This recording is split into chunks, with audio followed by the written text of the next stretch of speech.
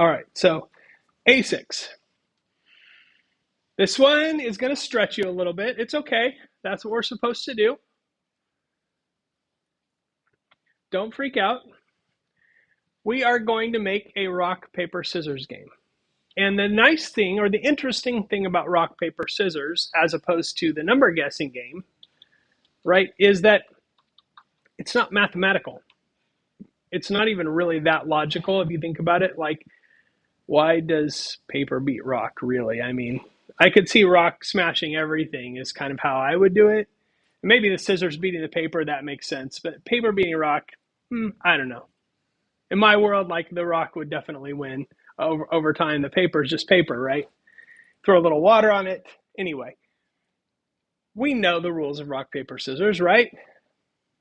But it's a three-way relationship where one is vulnerable to one and beats the other. And so it's sort of an interesting logic problem. So I like that.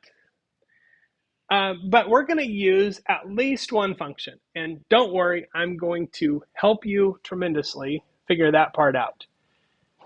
I want the game to go through up to 3 rounds, which we've done now with the guessing game, right?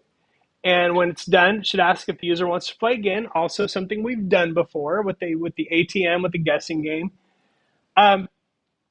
We're going to keep score, and it's not really up to 3 rounds. It's the best out of 3 wins, because as you know, in rock paper scissors, both people can guess the same thing, and so that would be a tie, and wouldn't count toward anybody's. So it's basically whoever gets 2 points first.